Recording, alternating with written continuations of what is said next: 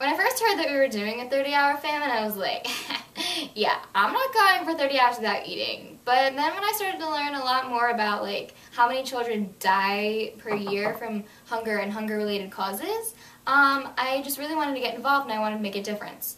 Earlier this evening, we went on Chosen 300, and the youth band, which I'm in, we played there, and one of the songs, Something Big by Mary Mary, I have a trumpet solo in, and it was just like really nice to see everyone like praising the Lord and like clapping along with the song. And like after it, some people were like, "Oh, make sure that you stick with your trumpet because you were really good," and it just made me feel really good inside.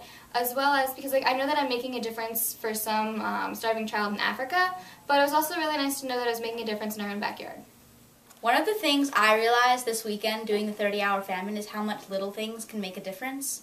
Like, just when we went to Chosen 300 and the speaker, Wendell, was telling us about how big of a difference we made by just serving food and how much that can change the lives of the people at Chosen 300. So I think the thing that most struck me so far this weekend was the child suffering from malnutrition that we saw on one of the videos. And it was horrible because the child, its head was bigger than its body and it couldn't move. Its wrists were so skinny and like it just couldn't move. It couldn't even cry, and it was just horrible because no child should ever have to look like that. Should ever be in that situation, and it just makes me feel like I should be doing something more. You know, something more to really make sure each child has a chance to grow up healthy. Okay, an experience that really touched me was when we were helping Chosen 300. My job was to put the chicken on the plate, and the chicken smelled really good, but it was nice to realize that we were caring for others instead of caring for ourselves.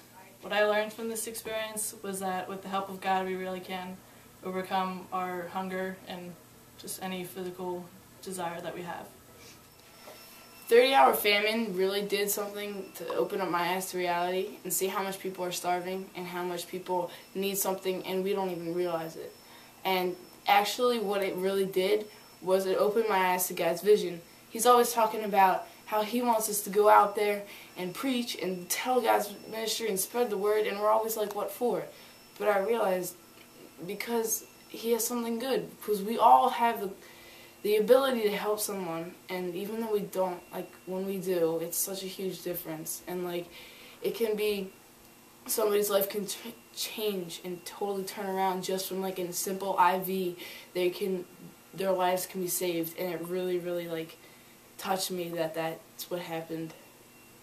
So my God moment throughout the 30-hour famine is how everyone is hungry and everyone is trying not to focus on how they don't have food and in bad moods, but we're all coming together and we're all like enjoying each other's company and we're all having like a good time. We're finding like the happiness within the moment. And I thought going 30 hours without food was going to be a lot harder than it actually is. It's just like such a small price to pay when you can help so many people who go for days without eating. Going 30 hours without eating isn't that hard.